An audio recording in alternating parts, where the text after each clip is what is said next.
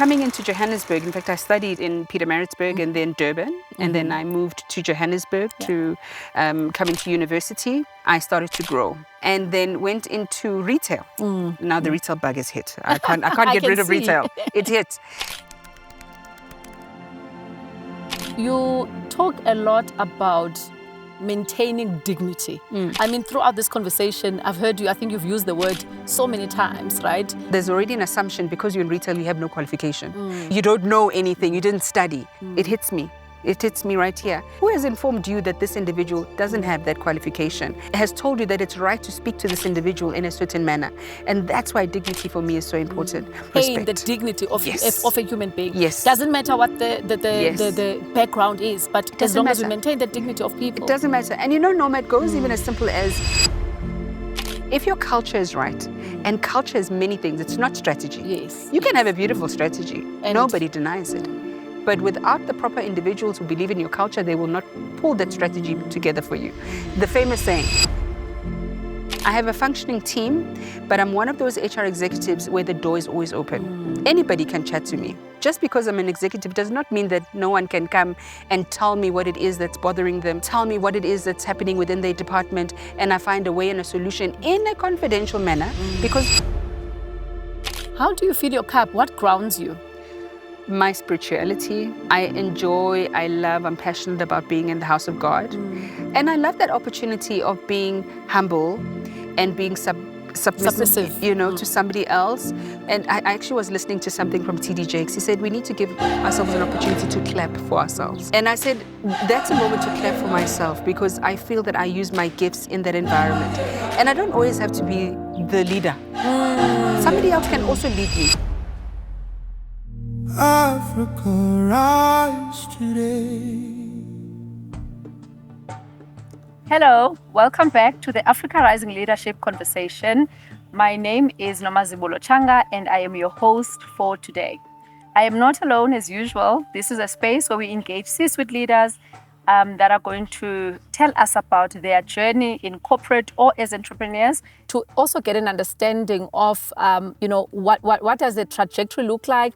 What does corporate look like? What are the nuances in corporate that one has to navigate? And there is no better person to tell us that but Nthabiseng Thaba. So Nthabiseng Thaba is an HR director at Leroy Merlin, South Africa. And today our conversation is around exploring the evolution or the evolutionary role of HR leadership and the balance between people and performance. And also understanding that HR executives and leaders are also human. They've got families, they've got social circles that they have to navigate, and how do you then balance all of that? So before we get on to our conversation, Nthabiseng, I've got just 3 questions to ease us into this conversation, right? The first one is something small that brought you joy this week. Sure. There's so many things, Noma. What can I mention? Firstly, it's a privilege to be here and to chat with you this afternoon. But I would say it's breath in my lungs and the capability and ability that I was able to go to gym and exercise and push my body. You know, I think that's important at a certain age. Yes, but definitely. I'm not that old, I'm just saying. No, it's good. Coffee or tea? Coffee. Coffee, why is that? It's strong, it's capable, it's bold. I think it makes a statement. Makes a statement. It makes a statement. Typical HR person. Something bold, something that makes a statement. That's exactly who we are. What were you listening to coming here? Radio, Coming here. Music?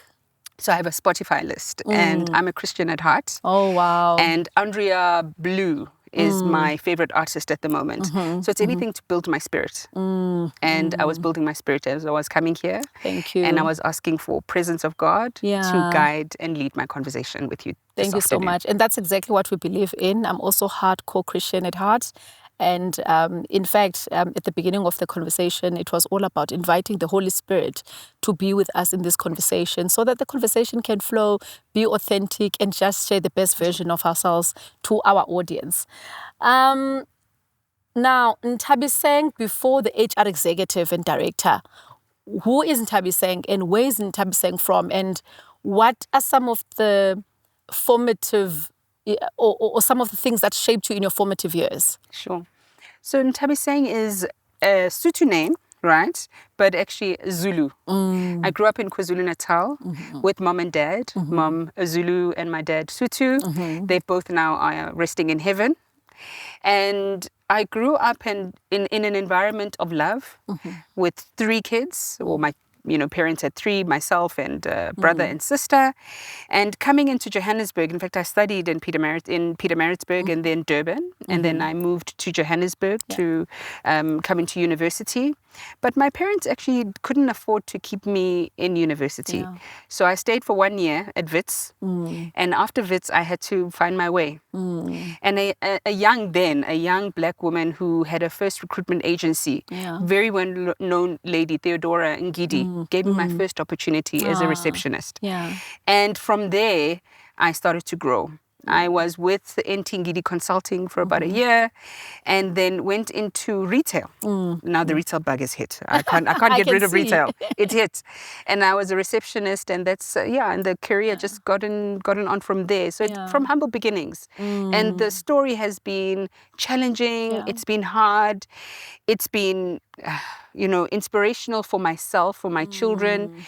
It hasn't been an easy road. And it's not to say that because I'm here now and I work for an international business, I'm an executive, I'm in a position of influence of which I'm greatly honored and privileged, that it's easy, that I've arrived. I'm still on the journey. You're still on the journey. Life is a journey. It's evolution. It's always going.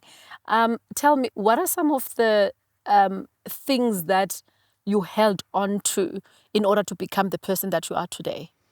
I mean, like you've indicated, it wasn't easy. There were a lot of challenges along the way, right? In your formative years, trying to, your parents never, not having enough money to take you through to university. What's the willpower? Where did you get that willpower from? It was actually from my parents. And I was having a conversation with my daughter this morning as I was driving her to university. And I said that the best gift that my parents gave me, it might have not been generational wealth, in terms of money, but it was generational wealth in terms of education. Because the foundations that I received from my high school career have put me where I am today. It wasn't an easy journey like everyone else. You go to university, you get your bachelor's. After bachelor's, it's your honors. And then you get into a working environment. Then you do your other postgrads. Next thing, you've done your PhD, your master's and your PhD. But it's been a journey that I've had to take on and say, Mom and Dad, you've given me a foundation of great education. Private school education in high school. What do I do with it? You might not have the capability financially to send me through to finish my undergraduate, but what can I do? So it's been that foundation from my parents. They built a presence of perseverance, being strong, being bold in front of any challenges. Looking at my mom was relatively much younger than my father. My father was much older. And that in itself, back in the days, was a challenge with family members. Why, marry such an older person? So that kind of tenacity, I think, in life also pushed me to say, I am going to be a mother, and I did become a mother in my early 20s. My kids are now adults in their 20s, and I'm blessed. But still through that all, I wanted to push. And I'm still continuing to push in front of them as well. Currently, I'm an MBA candidate. I was going to say, you're currently an MBA candidate. I mean, how did that come about? And why would you put yourself in that, pressure? Because I've just graduated from an MBA as well last year. Thank you so much. Not an easy journey. So what was the decision? What led you to take that bold decision? Being in corporate, and as a young black woman, I consider myself to be young. Sometimes competence isn't like a man. Men, competence is assumed. But for us women, competence has to be earned. So I felt as I was progressing in work, having the opportunity to be in conversations around, positive individuals that are leading industries, that something, even just as a name, needed to be behind my name. And not to say that I was 100% ready. You have a young adult, you have a very demanding job, you have a very demanding, day life. But I knew that I wanted something that was going to give me, myself, not work, not my manager, not the business unit, not the global company at large, but credibility to me.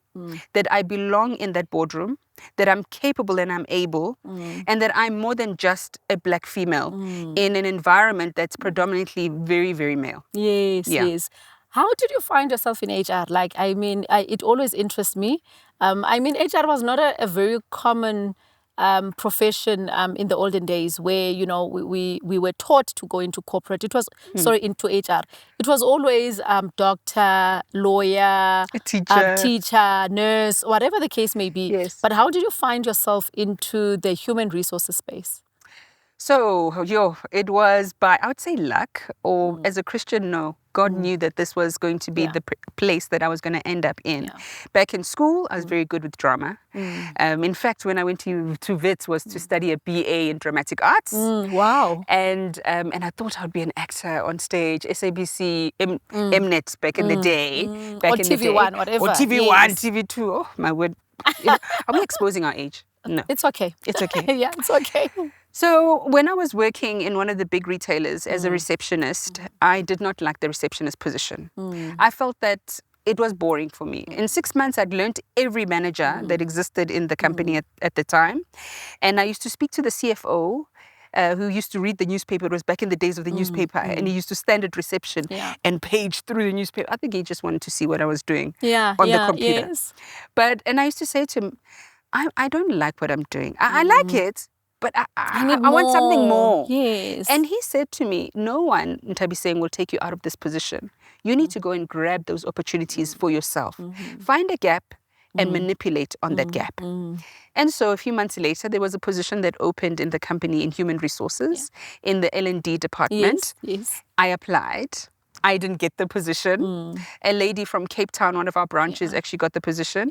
That lady ended up not coming to Johannesburg. Wow. And the manager at the time then said, actually, the receptionist applied. Oh, okay, it's fine. Let's We'll just do get it. her. Let's just test. Yeah, she speaks well in any case. Let's just get her. Yeah. Literally, these were her words. And that's how I got into human resources, Wow. through learning and development, and now the full value chain. The full value chain. Yeah. And what value have you derived? Or do you think that it's exactly where you were meant to be? I believe it's exactly where God meant me to be. I love and appreciate and I have a passion for what I do. I love developing people. I love seeing someone from coming in as a seed and leaving as a full-blown plant. They've just come out of their shell. They've been empowered. They have extra skills that they didn't have before. I love that about the job that I do, because yes, it's a full value chain of human resources. It's part of performance, having to develop people, remuneration, giving people dignity, employing individuals, being participative in terms of the employment at large in South Africa. It's a privilege. And I'm going to go back to the words of a previous manager that I had, HR director at the time. About 9 years ago, when I joined Leroy Merlin, she said to me, Nthabiseng, when you are in a position of influence, use it wisely. You can make decisions and you can make things happen. And I've never taken those words for granted. And within this position and within this job, in this company, I try and make sure that I live out those words. Because I truly believe that capability gives people confidence. And the confidence will build on influence, because that's how we influence. Definitely. And our role mainly as HR executive is really to influence. Yes. To influence both the employer and the employee into coming together. So what does a modern role of an HR executive look like? Right now, and it's funny because just a few days ago, I was fortunate enough to be part of a very uplifting and empowering session of industry leaders within human resources. And one of the elements that was upon discussion was the role of human resources in this day and age. Our role is no longer tea and coffee, giving the business advice on hiring and firing. It's beyond. It's a strategic role. It's how does the business get from one point to the next point, utilizing its most critical resource, and that is the human factor, the people factor. And also in this day and age where there's the combination of artificial intelligence, where people, I believe, that don't fully understand the concept of how AI can build capability, HR is an enabler within that space.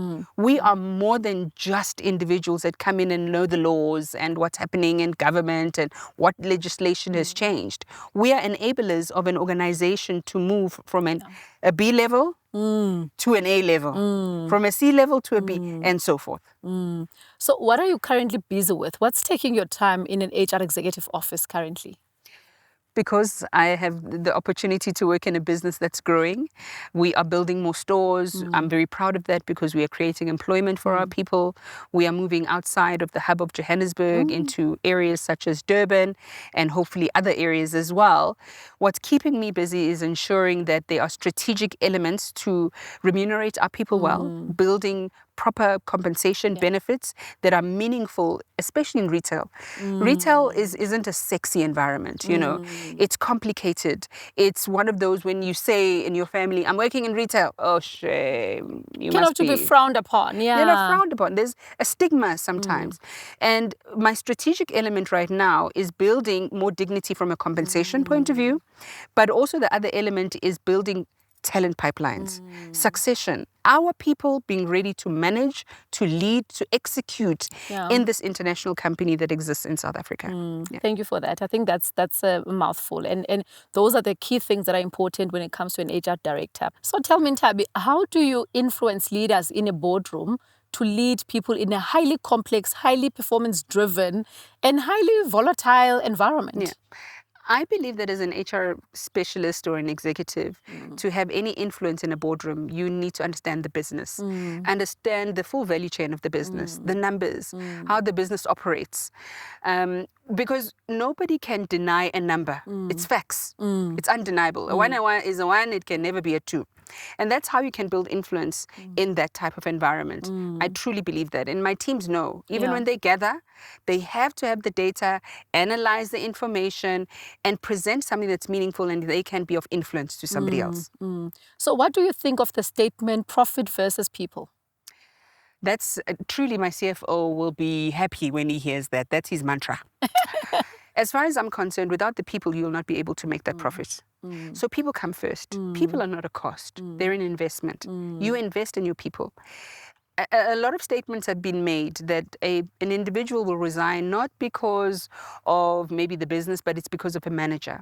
I also believe that a little bit of a statement there is the cultural side. Yes. They leave companies that don't fulfill their value proposition.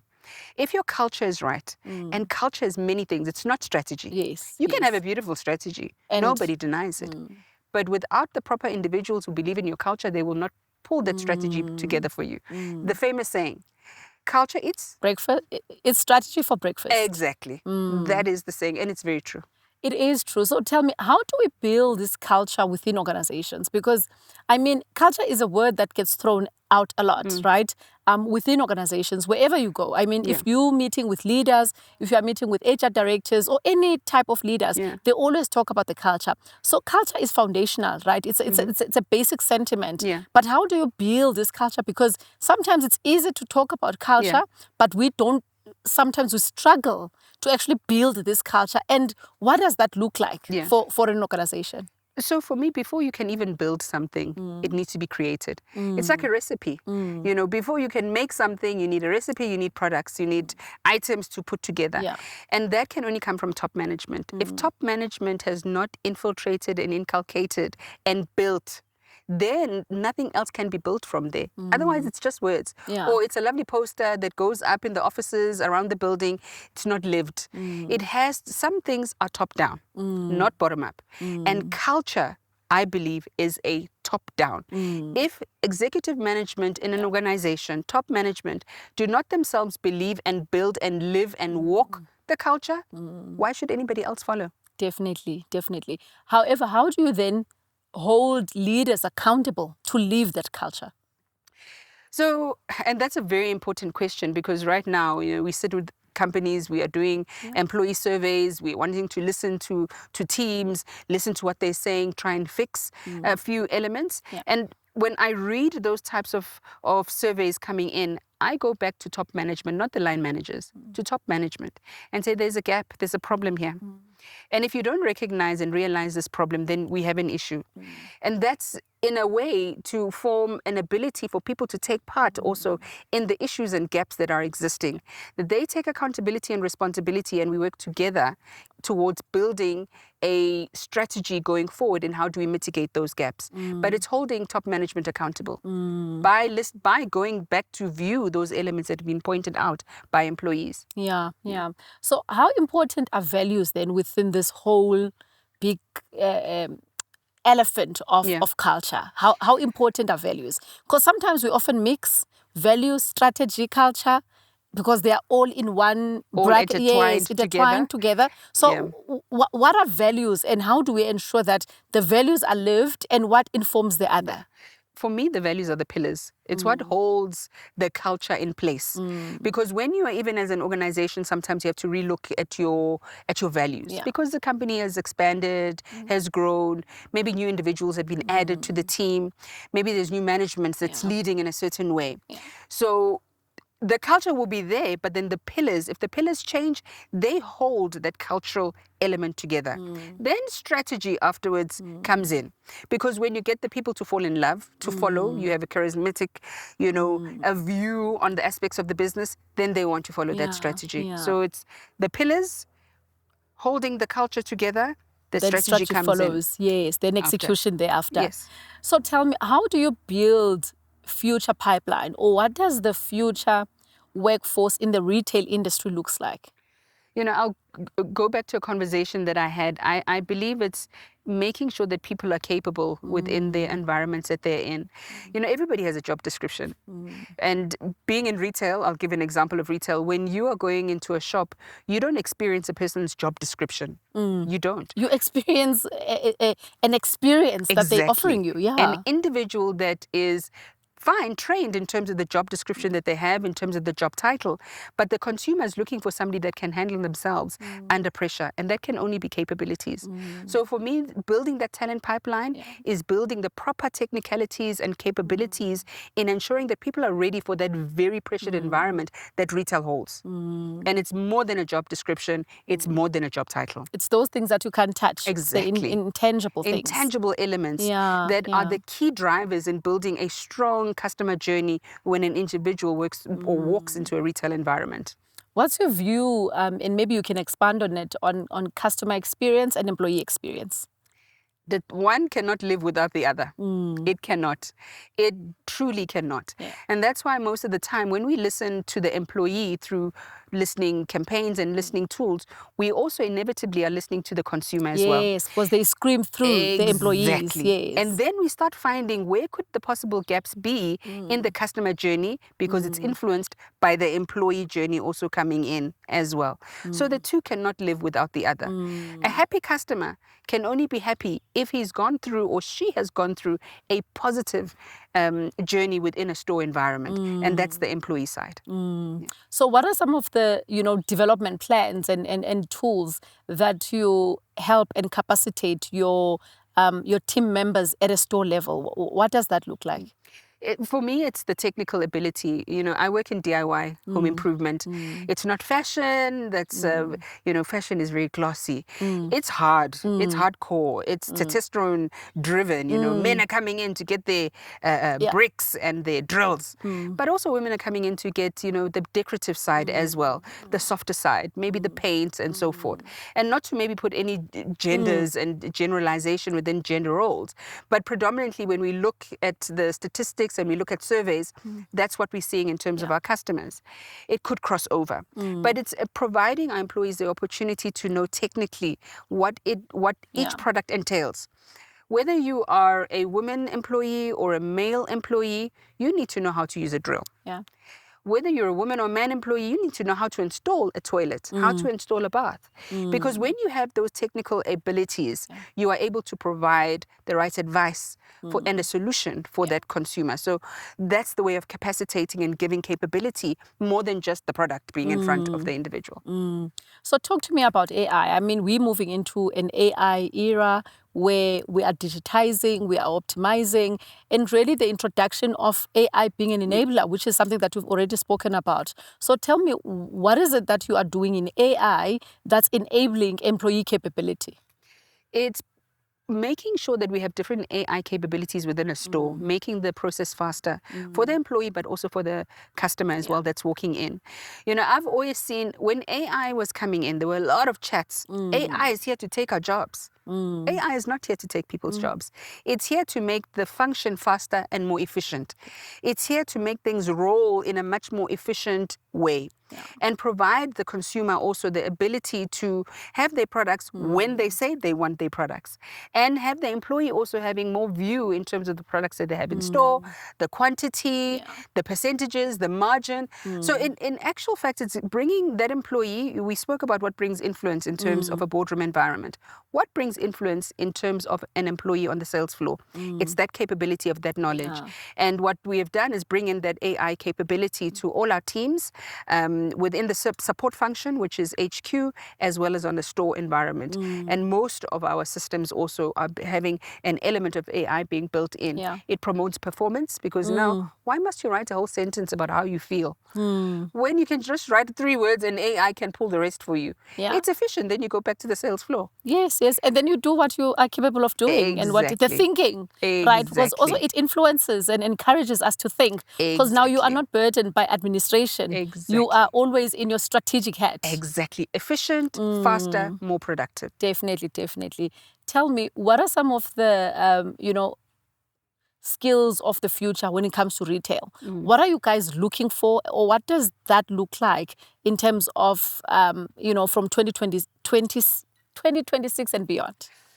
It's going to be an element of also bringing in more self-service in the stores. And I know I'll have the argument, self-service means that I don't have that employee to perform the function for me. No, it doesn't take away the human interaction.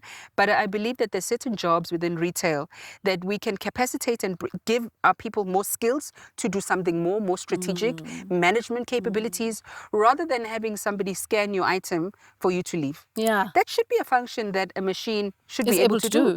And then we take that cashier and give them more skills to perform a different functionality in store that also promotes their own dignity. They have management skills. They can have teaching capabilities to teach individuals, not just sitting and scanning an item. I think that the employee of the future in retail is a more capacitated and skilled individual, and leave the rest of the administrative work, and especially the part where I said it's taboo to work in retail. Take that taboo-ness out, because we want to professionalize the industry. Make professionals. If I've been in retail for years, and look at where I am today.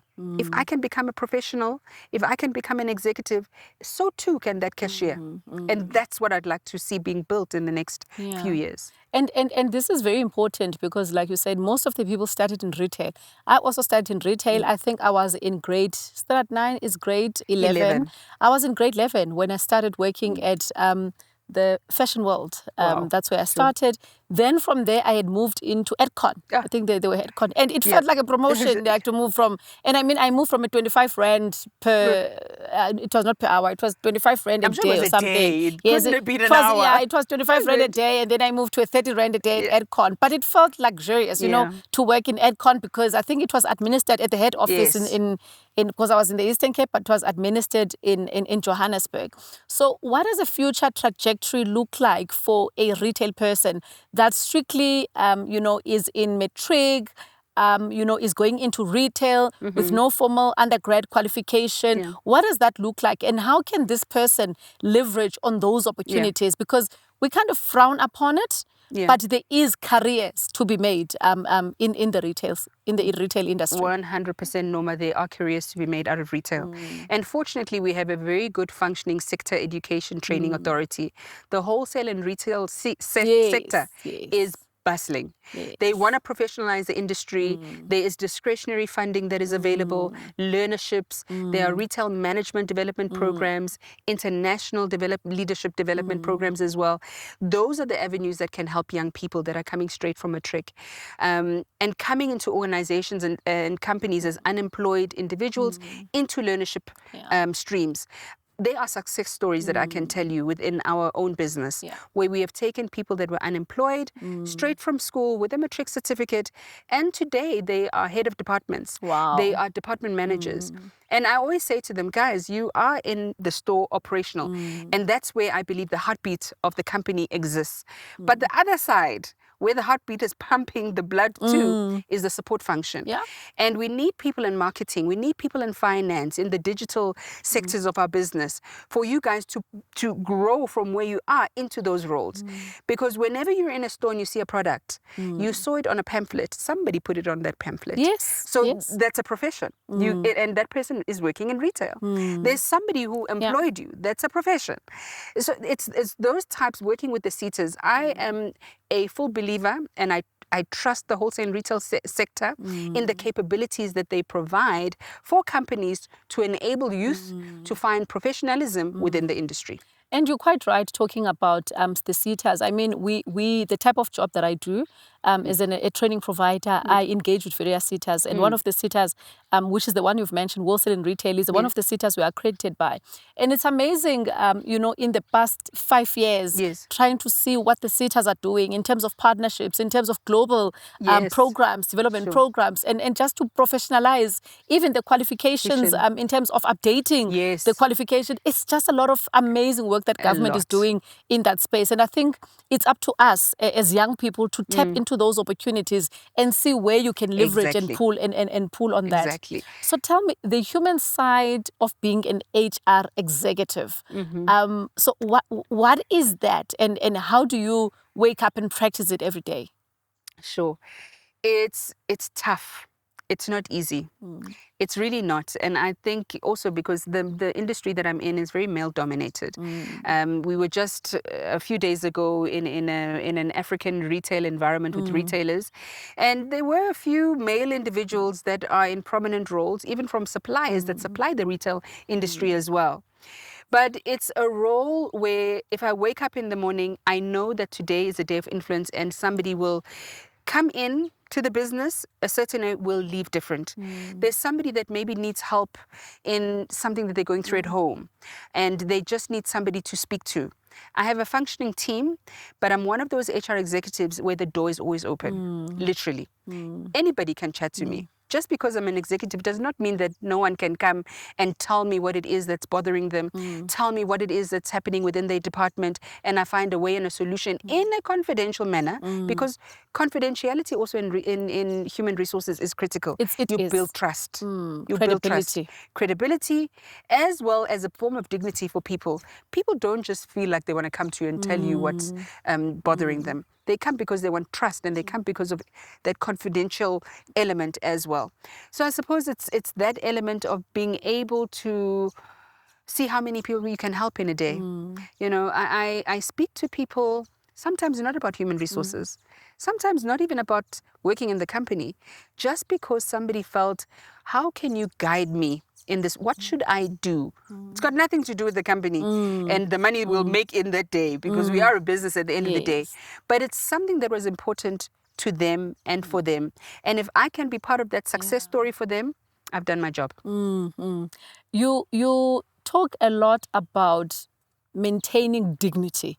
I mean, throughout this conversation, I've heard you, I think you've used the word so many times, right? Maintaining dignity. And I believe that is something that is very close to your heart. Why is that so close to your heart? Because it shines through. It's, when you're in a retail environment and you're in front of the customer, and I recognize that some customers can come into a store having gone through their own challenges of the day. But there's a lot that's said to people that are on the sales floor, that are cashiers, that are assisting. And words where there's already an assumption, because you're in retail, you have no qualification. Because you're in retail, you don't know anything, you didn't study. And that for me, it hits me. It hits me right here, because I had an opportunity to study. My parents gave me that opportunity. But who has informed you that this individual doesn't have that qualification and has told you that it's right to speak to this individual in a certain manner? And that's why dignity for me is so important. I speak up even if I'm in a FMCG company, of which I will not mention, and I'm behind a certain, or in front, or rather behind a certain individual. They're being helped by a cashier, and they were upset, maybe the change they're given, or something wasn't taken off, or they've got a wrong price, scanned the wrong price, and they shout. I take it personally. I will reprimand that individual, and I will reprimand the management of that store as well, because I believe it's the management of the store that allows the type of environment, and it's their responsibility to protect that individual, whether the customer is right or not. That we can discuss behind closed doors. But in front, where there's visibility, people require and we must demand sort of maintain the respect. dignity of Yes. of a human being. Yes. Doesn't matter what the Yes. background is, but as doesn't long as we matter. maintain the dignity of It people. doesn't matter. And you know, Norma, it goes even as simple as the pick it up guys in your community. I always say to my kids, there's no job that's superior or inferior to another. Imagine that pick it up doesn't work for, I don't know, 20 days. It has done that in our community where, like, for a week they were striking. Exactly. And then you already feel agitated. You want your things to be Exactly. picked up. And yes. So what does that tell you? That person that maybe you don't even consider as you're driving, you see the van and it's big, and now you're in a road where it's quite small and you can't drive and you're feeling agitated. That person has a function, because when their function is not being performed, you feel it. So every position, every job requires a level of respect and dignity being imposed on that individual. No, definitely. I couldn't agree with you more on that one. So tell me, you're a mom to twin girls Yes. and a boy. And you are a high-flying executive. I mean, I met you at a conference, at an HR conference. How do you find time, or how do you navigate, your multiple roles as a businesswoman and also as a family person? Yes. Yeah. So yes, blessed with 3 beautiful gifts from God. My son, who's turning 22 in the next few months, and my twins that are 20. Navigating now with them is much easier because they are much older. But because they're much older doesn't mean that they don't need that motherly touch. And for me, I'm both the mother and father to my children. And obviously my job is very demanding. There's a lot of travel. But it's trust with my children. I think enabling them, empowering them, also providing them with different resources to give them a sense of independence and that trust. That I'll give you the leash. You show me respect, you show me trust, it's earned. You earn the trust and I'll give you that leash. But it's also I have the opportunity to influence them as well, to build a form of trust. And, that's that kind of, what can I say? I'll say it in Zulu, imbogodo, like type of character within them, from my son to the twins. So this opportunity, I think, being an executive, and they see how hard I work, they see the hours that I work, they see sometimes the challenges and the stresses that Even now you're putting face. yourself through studying, imagine. Yeah. What a blessing. Even that, in fact, it tells the girls, I said, guys, you might be, one of them is in the final year of studies and they'll be graduating, hopefully, God's grace, next year. I said, I'll still be in my studies, hopefully graduating at the end of 2027. But you see, you can do it at any age. There is no age to education or knowledge or empowering yourself. It is an ever running wheel. You need to choose what it is that you want in life, where your destination is, and you just continue to drive and go forward. If I can do it, you can do it. You can do it, yeah. Yes. I think it's enabling them. It's showing them that it can be done. I mean, it doesn't matter which space you are in, what age you are in, but it can be done. If you put your mind to it, you will be able to do it. 100%. So tell me, how do you fill your cup? How do you fill your cup? I mean, so busy juggling all these balls, being a high-flying executive in a highly demanding environment. How do you fill your cup? What grounds you? My spirituality. I enjoy, I love, I'm passionate about being in the house of God. I serve in the house of God. I serve in the info counter. And I love that opportunity of being humble and being submissive, to somebody else, for the church to tell me what is it that they want me to do, how can I help, how can I be of assistance. And I think that my talents, and I actually was listening to something from TD Jakes. He said we need to give ourselves an opportunity to clap for ourselves. And I said that's a moment to clap for myself, because I feel that I use my gifts in that environment, and I don't always have to be the leader. Somebody else can also lead me. And another element besides, my spirituality is also gymming, my boxing. I'm an avid boxer. Love it. Love it for you. 5 o'clock girl, I'm at gym. 5 a.m. 5 a.m. Yes. And that keeps me going, keeps my brain open, keeps my mind open, a proper balance for me to get into the office and be true to my name. Nthabiseng means happiness. Happiness, yeah. And I okay, maybe some people might say I'm not happy, but I am constantly, the person you see today is the person that you'll see And tomorrow. I'm telling you, when I met you at the conference, you were shining through. I could see right through you that this is a happy girl, very content, very happy, very wholesome. I think that's the most important thing, which is something that I picked up. What does leadership look like in 2026 and beyond? Sure. There's so many dynamics around leadership, and not just only, I think, in retail, but for us as women in South Africa. There are many challenges in our country, and challenges that I think the government has worked very hard to put in certain elements to ensure that there's fairness, there's equity, and there's parity. I think that the leadership of 2026 and above is about ensuring that we develop individuals to be in spaces where the minorities still exist. As an executive, I am sometimes shocked and in awe of how far we have come as a country, but still in corporate, how far we still have to go. How far we are behind. We are very behind. And that is, I think, for the next 10, 15, I think even more years. I was just reflecting the other day and I said, wow, I think my children will still be working in an environment where the same challenges that were faced by our parents and were faced by myself will be faced by them. So it's that element of building proper parity and more equity for women, young women, women from Black and previously white, disadvantaged areas, to really have a foot, and not just a foot, a seat, but not just a seat, influence within a voice at the table. Exactly. Definitely. Exactly. We are nearing the end of our conversation. This was so insightful. I totally enjoyed it.